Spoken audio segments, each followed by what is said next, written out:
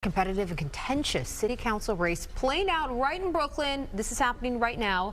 Ari Kagan, a councilman who was elected as a Democrat to represent Coney Island, is now a Republican. He is challenging Democrat Justin Brannan, who represents the adjoining district. The two are competing for the newly redrawn District 47 that runs from Bay Ridge to Coney Island. Ari was just on our show yesterday. I know, and that's my own neighborhood.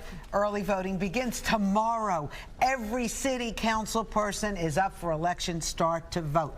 Justin Brannan, he wants to keep his seat. Sure. Nice to have you back on Good Day New York. It's good to have you. All right, so you know everybody's talking about the migrants. Yeah. The mayor's talking about tent city, giving every migrant that comes into town their own little tent. Yeah.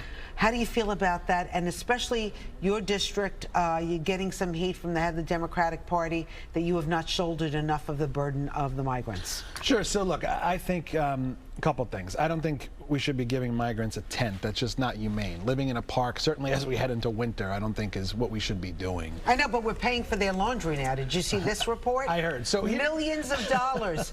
They get their laundry done. So here's the thing, and I think it's important that we don't lose sight of this. Okay.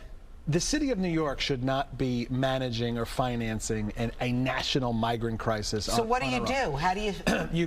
Joe Biden's got to step up, and he's got to pay the city back. He's not listening. He has to. He has to, because what's happening now is wrong. Because the city of New York should not be shouldering this on our own. Our compassion is certainly unlimited, but our resources are not. And this is not something that any city can handle on its own. So federal government's got to step up. This is a national problem. And I'm a Democrat who if you're wrong, I'm going to call you out. I don't care what party you're with.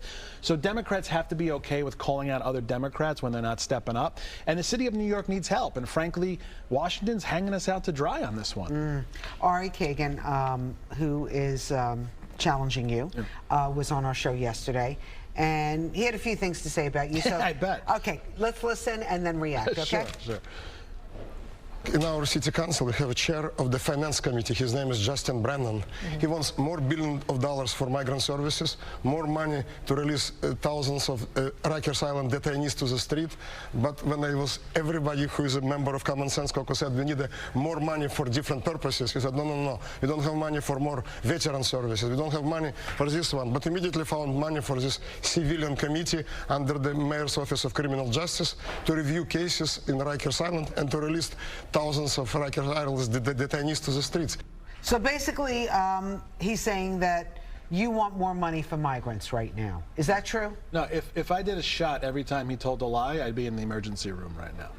So that's not what I'm looking to do, right? What we need to do is expand TPS eligibility so that the migrants can get to work and become New Yorkers and become taxpayers. But we already know that we've said you can sign up, and a fraction of the migrants that are here have signed up to work. Again, part of that problem also is Washington not helping us with helping this application Okay, so process. we know Washington's not helping. But we have to take do that more. off the table. No, what do we do? We're not doing enough. Right now we're fighting over where we're putting migrants, if we're giving people a tent. We're not united around getting migrants on their own 2 feet so they can get off the city support and on their own. Okay, so it does sound like you are saying we're united in saying, hey, the president has got to do more. We need to be united. Which he's not doing. Right. So let's look at it in a local perspective. Sure. The right to shelter.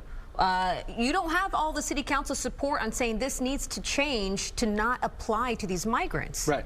Look, I think it's important to acknowledge a right to shelter was not a law that was written for this moment for a national migrant crisis. So why are more city council members coming out and saying what you're saying just now? I don't know. But clearly, right to shelter was written back in the 70s for homeless New Yorkers. So that if you're a homeless family and you present yourself, I've got nowhere to sleep tonight, the city has to give you a place to stay. It was never written for that 4,000 people a week are coming to this city.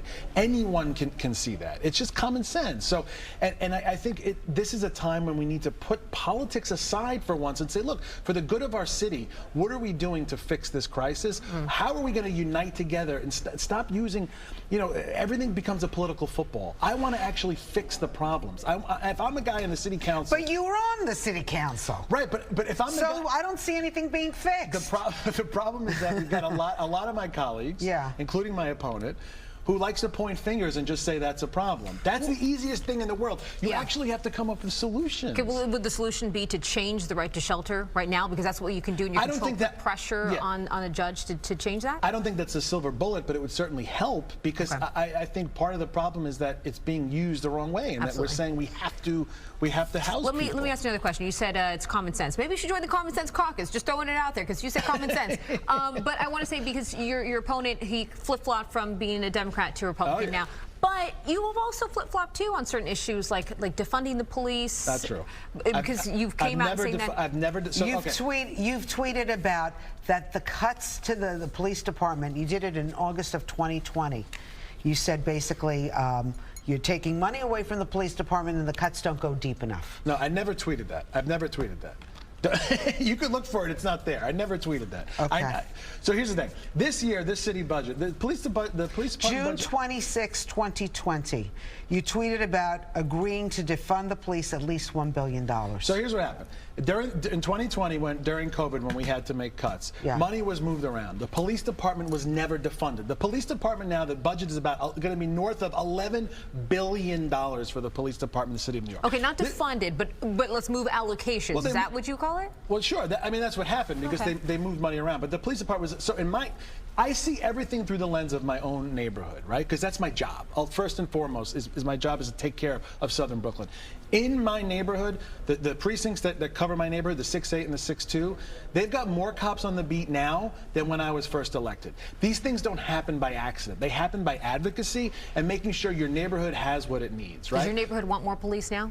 Sure. I mean, my commanding officers, I work with them and talk to them every single day. They all love some more cops. But the fact is, we've got more cops on the beat in my neighborhoods than when I first started. But we're also down 33,000 cops compared to the time we were in 2020. We need to hire more cops. But as far as the defund issue, this year the city budget raised the funding for the police by $350 million.